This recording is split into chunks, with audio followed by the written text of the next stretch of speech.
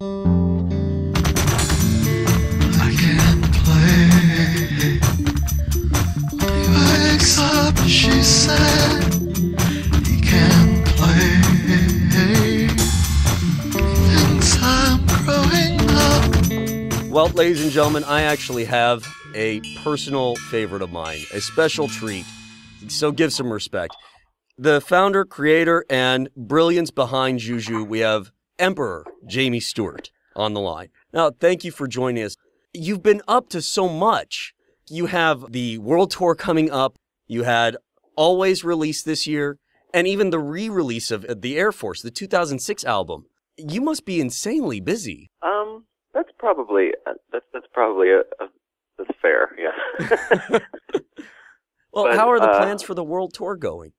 Well, it started a couple of days ago. So it is currently the planning stage is done. So it's just in the middle of doing my best to keep my head above water during it. And also, I'm kind of curious, the re-release of the 2006 The Air Force, I'm very curious because it's been out of print for some time. What could we expect to kind of hear in contrast with your current work, such as with Always? Oh, that is a good question, but I'm probably not the right person to ask.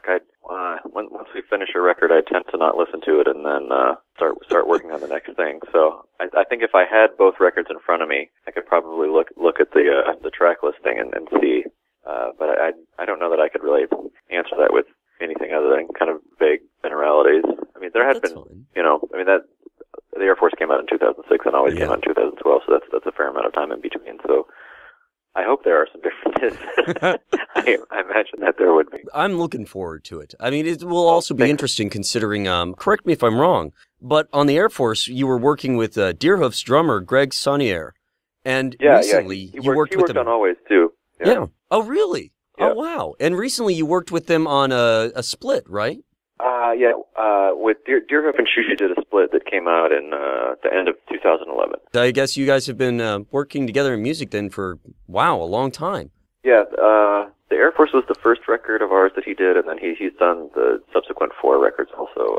Oh, wow. Lovers, Dear God, I Hate Myself, and Always also. He's wonderful to work with. My goodness. I'm actually kind of thrilled that there's been a resurgence in these split albums coming out. You also worked with another personal favorite of mine, big personal favorite as well, Dirty Beaches. Yeah. He's wonderful. We did a tour together earlier this year and did that split as well. Yeah, he's a great guy, very talented. I was actually kind of curious if there was a story behind how that kind of worked out, because in all of the universes of which I could have imagined, I did not foresee that, and I was so pleased. Oh, there is a story, but it's sort of a boring one. We have our booking agents work at the same agency and plan the tour, and the A&R person at our label is a big Dirty Beaches fan and came up with the idea of doing the split. And musically, though, we have I think the bands sound very different, but we have a lot of the same influences. He's a big Francois Hardy fan, and so am I. There's a lot of kind of drone and noise music that he loves and that I love as well. And he's obviously a big fan of 50s rock and 60s girl groups, which I like a lot as well. See, I could definitely see those elements in both. He's using, of course, the very droned-out, blared-out sound, creating that texture and kind of soundscape. But I found with your music, there are so many different layers and elements going on, which actually leads me to a strange question. Is there a favorite toy that's something like you like to play with when making music or recording? Because you use so many different sounds. I don't think I have a single one. I have a lot of them. I was much more interested in being a recording engineer before I got interested in songwriting, so I spent a lot of my formative musical years just working on making sounds. So I have a compositional attachment to making particular sounds. They play a really big role in the songwriting process for me. Thinking of favorite one would be tough. There's some modular synthesizers by a company called Flower Synths that I really love. Dave Smith's instruments, all their synths I really love. There's some pedal companies called Zvex and Death by Audio, and I think are doing really far out and exciting things also. A lot of the times, I suppose I like to try to take what are regular sounds and try to crush them using some combination of pedals and then further mangling them on the computer. I try to put a lot of time into making sounds that we haven't used before. I really enjoy that. It's very inspiring. of course. I'm biased when I say it does pay off as a fan. But then again, like I said, I'm biased. I'm going to admit I'm biased, but that's what I'm paid to do. My job's to be that way. I actually also have a kind of odd personal question as well. It's about Hyunjae's theme, because we're, of course, on a show in Seoul, South Korea. Right. And so it was just one that begs the question. One, is there a chance of you coming at any point to play in our country? Again, we played there in 2010. We did 3 shows in Seoul and Daegu and in Busan, and which I really enjoyed and would love to come again. And we were supposed to come this year. We were supposed to play in China as well and then play in South Korea, but some problems with the government in China allowing Western bands. So we're going to try again in 2013, and hopefully we'll come through Korea again. I really, really hope so. I loved it there. We're hoping so as well. Now, for the other side of that question, where is the connection then with Korea? Because what you paint in that song, if I might, the lyrics were very poignant. There had to have been a connection insofar as an experience, because they speak so much to the point. There's a very, very, very close friend of mine who was born near Busan and came to the United States with her family in a very, I don't want to say typical, but it's hard not to say typical an immigrant story.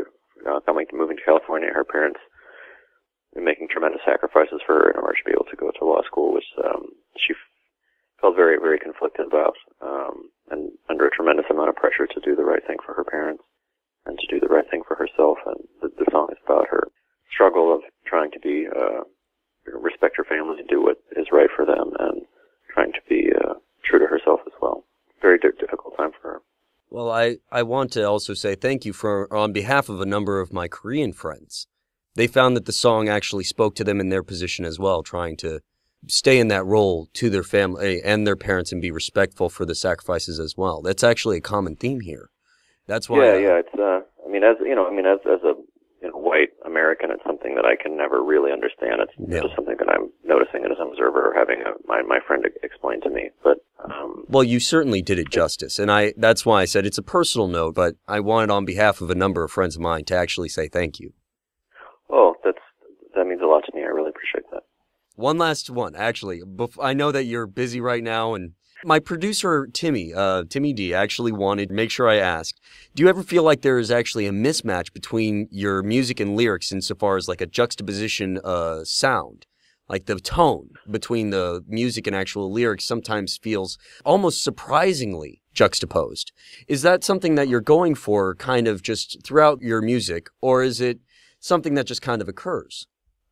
It's more something that's, well, I guess it's a matter of both. I mean, it's certainly something that I'm conscious of, but the plan isn't to do something dancey and poppy and then juxtapose it with some, lyrics that are about more emotionally difficult subjects. The point is, and sorry to sound like a little melodramatic or not at all, douchey about this, but it's just it's about trying to be true to ourselves. I mean, we're very interested in pop music, so we're trying to make music that is where our hearts are at and where our listening habits are at, but also, the people involved in the band are having some, and have had some very, very difficult times emotionally, so we don't want to ignore that.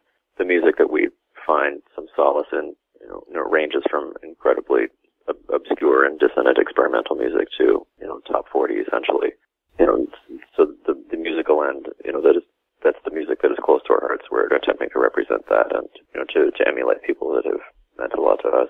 The lyrics are describing the situations of, the lives of the people in the band and the lives of the people who are close to the band, and in politics, and those tend to be on the darker side. More than understandable.